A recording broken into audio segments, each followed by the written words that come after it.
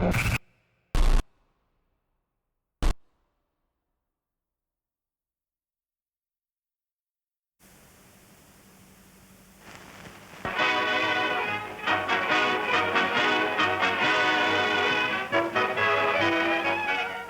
gira de propaganda política del candidato de las Fuerzas Revolucionarias y Progresistas de Guatemala, Coronel Arbenz, prosigue con todo éxito.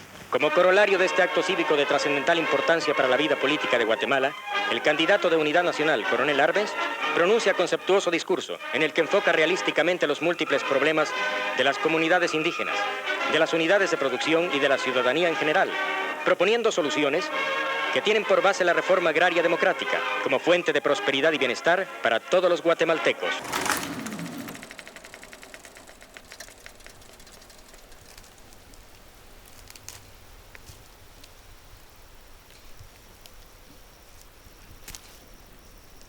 Ya para estos momentos sí es necesario trabajar de manera consciente la bendita tierra para que ella nos siga dando frutos.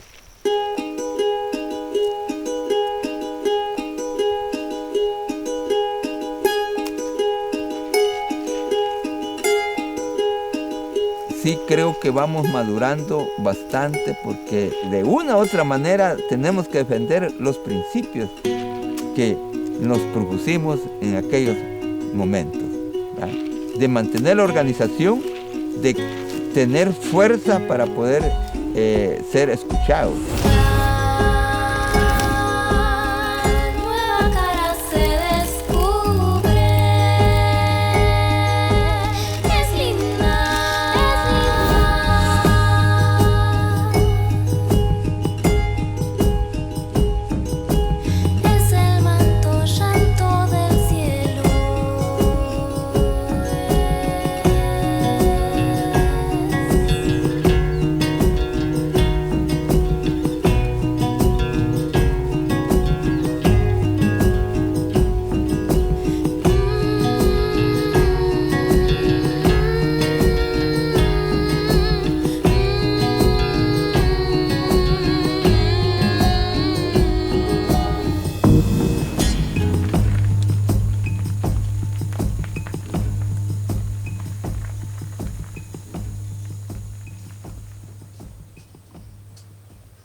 Me llamo Juan, pero mi nombre legítimo es José Domingo Enríquez. Pero aquí no nos manejamos por el nombre legítimo, sino que por el seudónimo que por tantos años que nos hemos manejado, ¿eh? Y yo me siento tan tranquilo, tan feliz, amaneciendo en lo que se está calentando el agua para café, yo ya estoy por ahí haciendo algo y viendo a buena mañana qué problema está pasando o sucediendo en las plantas. Y pensando, aquí no me chingan los compas, porque cuando voy a la aldea, si no me junto con aquellos, me echo mis cervezas y ahí pasamos charlando y el tiempo se nos va. Y yo siento que acá hago bastante. Esta es una de las plantas muy medicinales. Es una de las plantas medicinales. Esta se llama la hierba del cáncer.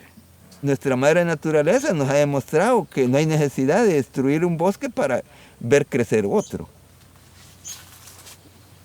Donde quiera que he estado sembrando árboles. Árboles que les digo yo a los compañeros, y esto se está terminando. Entonces es tiempo de que sembremos para que un día podamos cosechar.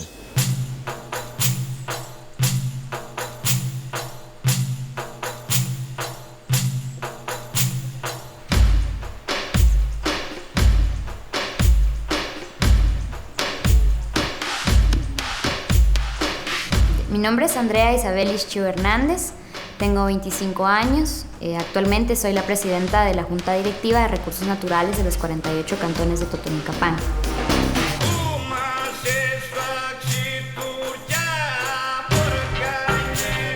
El bosque comunal es una propiedad de tipo colectivo, que es la primera figura que aparece inscrita de esa manera en el registro de la propiedad en Guatemala desde 1793. Y donde pues todos somos dueños. Es una conciencia que viene ya de herencia, de manera ancestral, Desde pequeños los abuelos nos cuentan historias relacionadas con el agua, con los árboles, cómo se nos enseña que estos tienen vida. Una amenaza fuerte tiene que ver también con estos modelos impositivos que nos genera este modelo neoliberal y globalizado de producción de riqueza y de capital, que ve en los recursos naturales una fuente de dinero y no una fuente de vida como nosotros la vemos. South of the United States, the blue waters of the Caribbean Sea once were known as the Spanish Main. This was because pirates sailed along these shores. Today, fast white steamships travel across the Caribbean with cargoes more valuable than pirates' gold. And officers in trim white uniforms pick up their golden cargoes from a place we call Banana Land.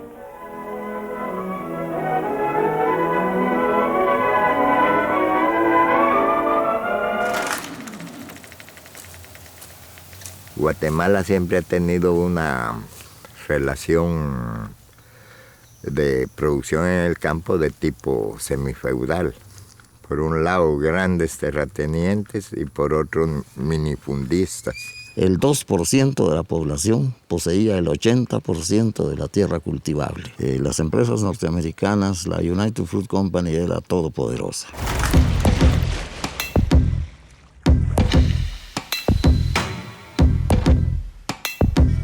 Los ferrocarriles internacionales de Centroamérica eran subsidiarias de la United Fruit. Tenía los muelles de los puertos principales. Los puertos visitados del Caribe era la gran flota blanca de la United Fruit Company. La empresa eléctrica de Guatemala no era de Guatemala, era de la Electric Bond and Share. Grandes extensiones de tierra. Las comunicaciones hacia afuera se hacían por la All America Cables norteamericana y la Tropical Radio and Telegraph Company, que era de la United Fruit Company. O sea, esa imagen de republiqueta bananera del Caribe completa.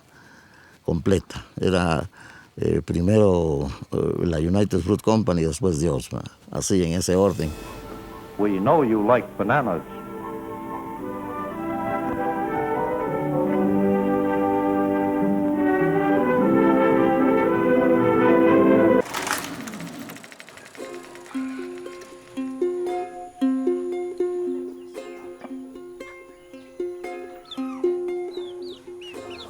Pues yo siempre agricultor, siempre trabajaba, y sembraba maíz, sembrábamos el guineo, el plátano y muchas frutas para vender.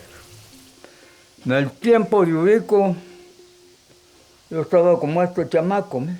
En el tiempo se ganaba nada más 25 centavos el día.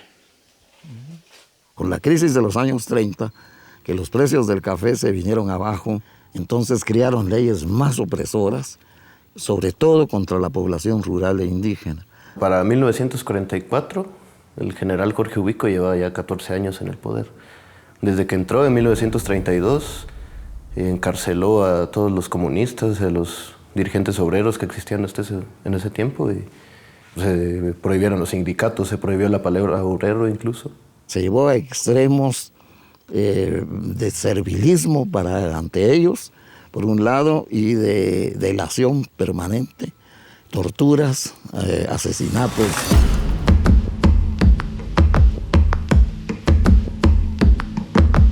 Sol de los arenales,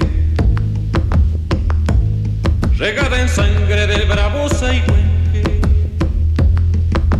grito que está volviendo en tu desbocado, otro pehuenche, en tu desbocado, otro pehuenche. Sin embargo, la Segunda Guerra Mundial cambió esta situación. Los Estados Unidos adoptaron la política del buen vecino y entonces esperaron que todos los países de América Latina los ayudaran en su esfuerzo de guerra.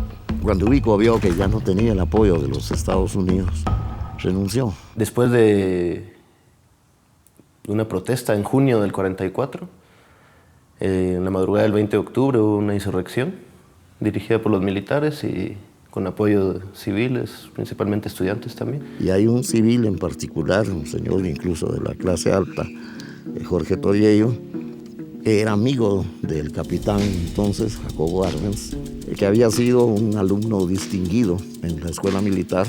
Y a partir de ahí se forma una junta de gobierno, integrada por 2 militares y un civil, que eran Jacobo Arbenz, Francisco Javier Arana y Jorge Toriello. Llama a una asamblea constituyente, se llama elecciones.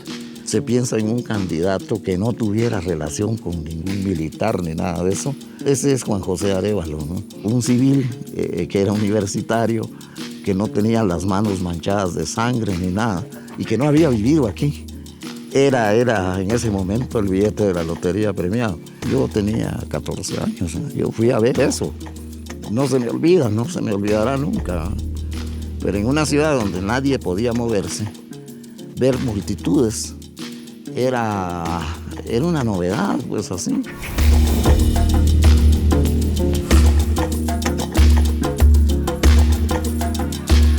Ese derecho a la alegría, podría decirse.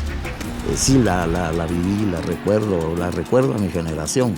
Y además era insólito, me imagino que para los más adultos, más todavía, el hecho de que cualquiera podía decir lo que le pegara la gana, que nadie le iba a decir nada. Así. Arévalo tenía una tarea demasiado grande porque había que empezar por todos lados y eso es imposible. Se decretó el Código de Trabajo, se creó el Instituto de Seguridad Social, pero hasta cierto punto era un gobierno un tanto tibio. Pero aún así el gobierno de Estados Unidos lo acusaba de comunista y hubo infinidad de intentos de golpe de Estado. Entonces empieza ya una lucha distinta. Los que querían verdaderamente una reforma y los que solo querían un cambio de personas y alguna orientación menos brutal que la que había. Y los campos se van escindiendo. En su discurso, el ciudadano Arbenz hace un análisis de la contienda electoral, demostrando cómo la reacción a falta de argumentos de solidez está empleando como elemento de propaganda la injuria y la calumnia, refiriéndose además a los problemas locales más importantes, como son aquellos de la tierra y el campesinado, insistiendo en que debe implantarse la reforma agraria como la mejor solución a esos problemas. Con el gobierno conseguimos esas tierras porque eran tierras que estaban abandonadas. Arbenz, pues. En el tiempo de Arbenz veníamos a la capital y le pedíamos pues tierra, ¿verdad? Y si el terreno era grande nos daban hasta unas 3 o 5 manzanas de tierra. Durante el gobierno de Arbenz se fue radicalizando más la cosa. Él en sus planes de gobierno siempre proclamó de que había que crear las bases para el desarrollo y también lograr la independencia económica. Pero el punto central focal era la reforma agraria, por supuesto.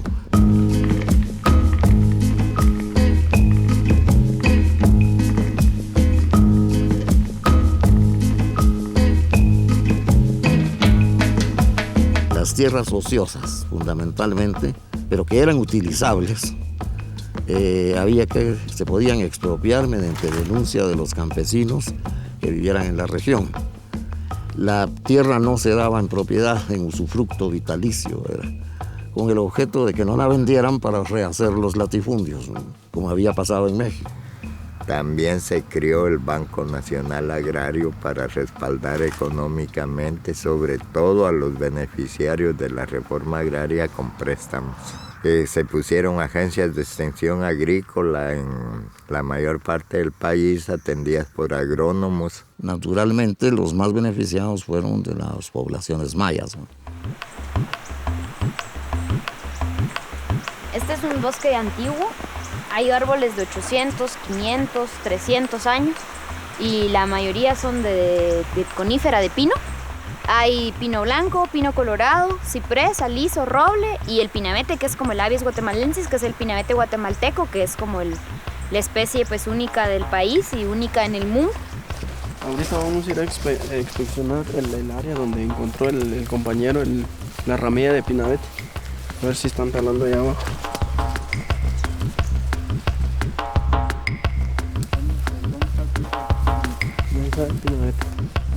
Tenemos la dificultad de que en los meses de noviembre y diciembre, por ser un árbol pues bastante hermoso, bastante vistoso y que también es aromático, muchas de las personas gustan de comprar tanto la ramilla como el árbol para utilizarlo como un elemento decorativo en el hogar, ¿verdad? Como árbol navideño. Como podemos observar, este es un pinabete ya como unos 25 años de edad, pero más sin embargo la gente tala y tala. Entonces eso es lo que se quiere evitar con los monitoreos que siempre se realizan. Pues sí, hemos sorprendido a personas talando. Esta es la semilla del pinabete. Yo no tengo la mayor experiencia cómo se procesa. El que sabe y conoce bien esta situación es don Agustín. Quizá. Yo soy viverista de 48 cantones. Mi nombre es Agustín Par Velázquez. Hay 5.520 los pinabetes. Sí, pinabetes. ¿Usted lo cree o no lo cree? ¿Sabe qué, macho? No tiene ramo. El hembra le va a enseñar.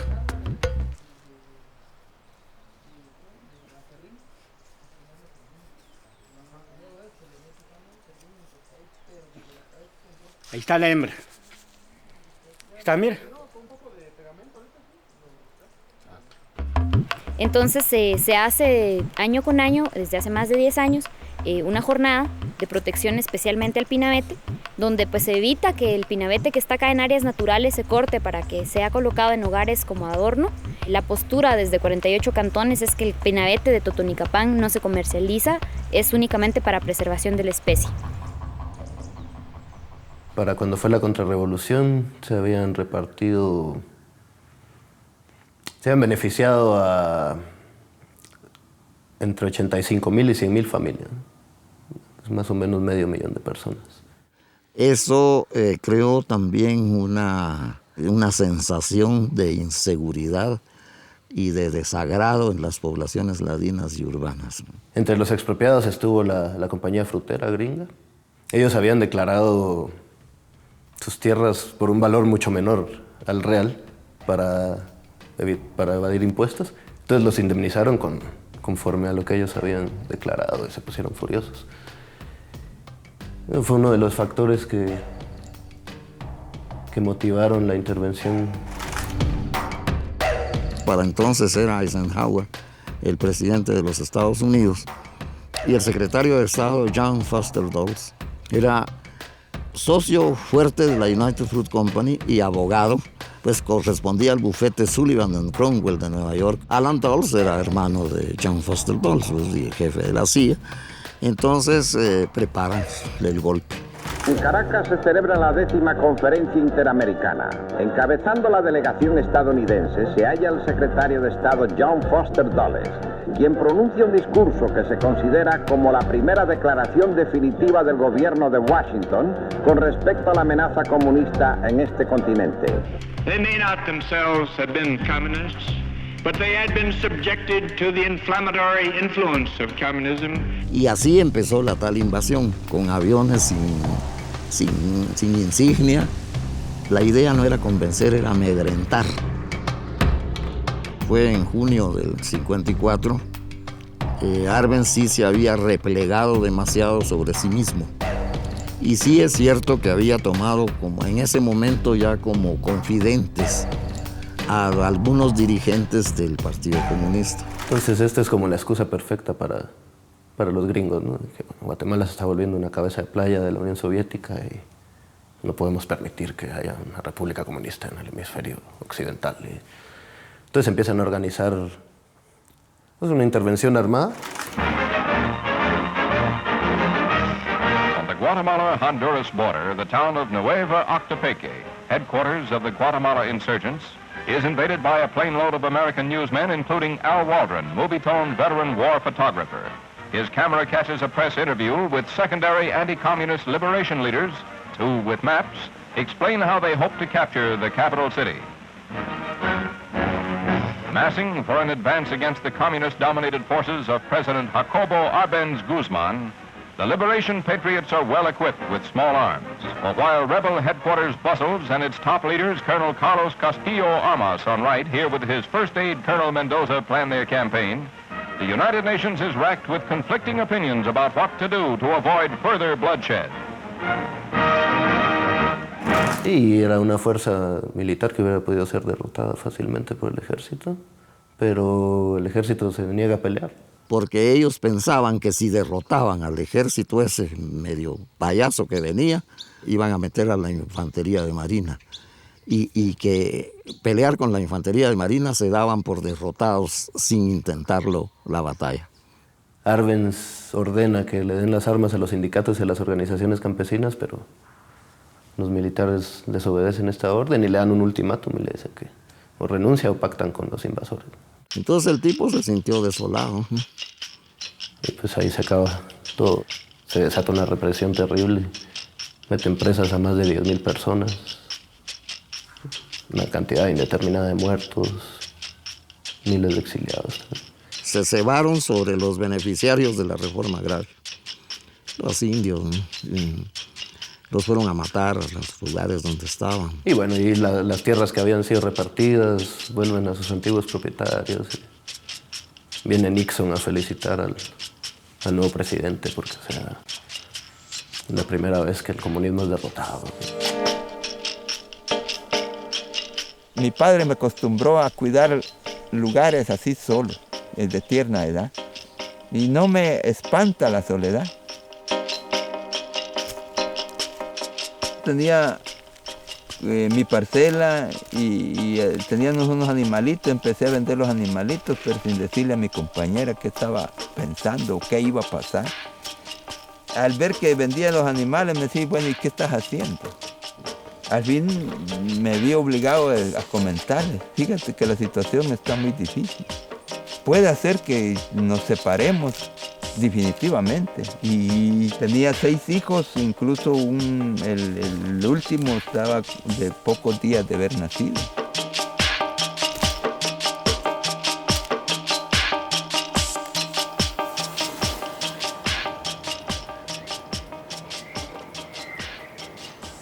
No se olvide que en aquella época, en la zona, en la región, predominaban las dictaduras militares fabricadas por el imperialismo, promovidas por él, y en ese sentido Guatemala era la excepción. Porque ya quedaban nada más la Unión Soviética y los Estados Unidos, los verdaderos victoriosos de la Segunda Guerra Mundial. Así que dijeron, bueno, Europa del Este, esfera de influencia de la Unión Soviética, América Latina, esfera de influencia de Estados Unidos, porque por tradición, desde Jefferson, América Latina es su patio de atrás. Los Estados Unidos históricamente han tenido 2 mecanismos fundamentales para ejercer su dominación. El primero son sus acciones unilaterales de fuerza. El segundo elemento, mecanismo de dominación de los Estados Unidos es la construcción de un sistema de dominación regional basado en el concepto de hegemonía. Eso quiere decir que los dominados asimilen la ideología y se hagan parte de su propia dominación.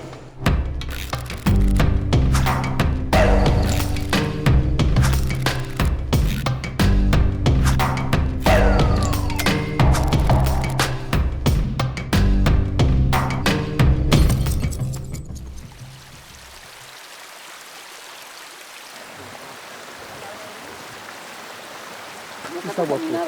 Esta no es agua contaminada, es agua puramente de nacimientos.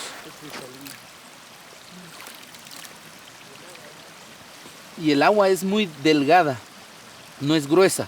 No es así como el agua que se modifica, se trabaja, se arregla. No, esta es agua 100% pura. Y tenemos, digamos, en este caso viene directamente del bosque.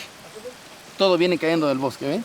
Y hay áreas donde incluso vemos los meros nacimientos saliendo, brotando el agua del nacimiento puro. La presión política que hay sobre 48 cantones es muy grande, los intereses transnacionales son enormes, la voracidad de las empresas tampoco para. Supuestamente habían ya desde el 2007 2 licencias pues, que estaban en suspensión a la empresa Goldcorp y a su subsidiaria la mina Marlin para hacer exploración minera dentro del bosque comunal de Totonicapán. Sin embargo, nosotros durante el año encontramos gente que pertenecía a esas empresas dentro del bosque comunal haciendo paseos. Descubrimos de que las 2 licencias que existen dentro del bosque comunal no han sido canceladas y que en cualquier momento las empresas pueden volver a activarlas, volver a solicitarlas y estas les pueden volver a ser concedidas. Vemos nosotros esto como una afrenta, porque ya se dijo que no. Hubo una consulta previa de buena fe, libre y ordenada, donde el pueblo de Totonicapán dijo: no queremos minería, no es un modelo de desarrollo que nosotros querramos y que además cuestionamos, porque el oro solo sirve para garantizar la riqueza de los ricos, que se van a lingotes, a bodegas, a bancos, y garantizan también con eso la pobreza de los pobres. Entonces, nosotros sabemos que nuestro oro es verde, que es en oxígeno y en agua, y que esa es para nosotros la vida.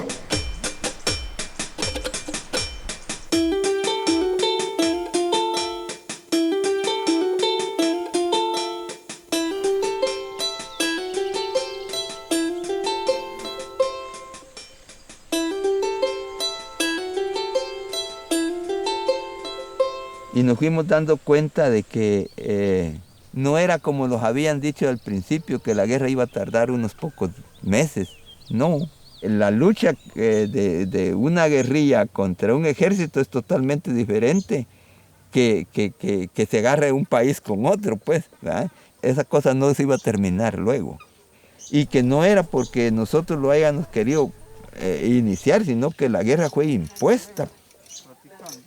Era un grupo de gente que estábamos armados y que todos éramos víctimas del mismo enemigo y uno se fue empezando a poner un cariño, un aprecio demasiado, que de allí nos moríamos a la par de otro compañero y de allí viene la palabra de compañeros. Fue una escuela, fue algo de que nos unió tanto. Que nos querían, de veras nos querían, nos cuidaban.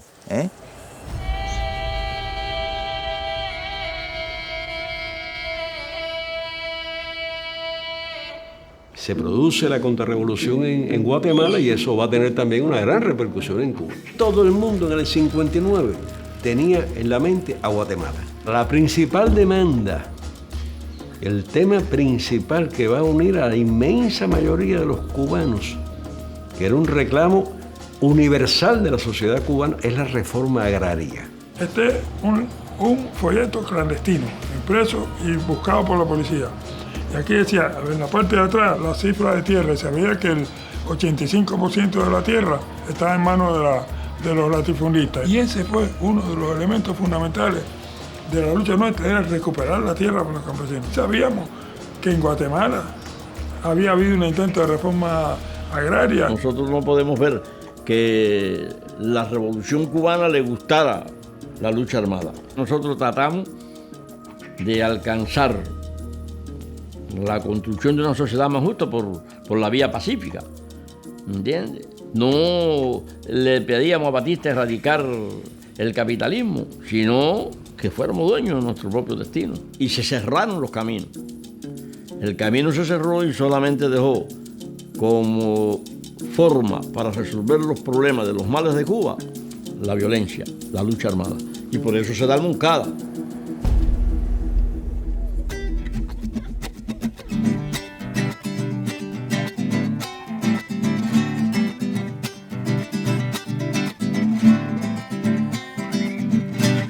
Estamos aquí reunidos para cantar una canción. Vamos a cantar toditos con todito el corazón.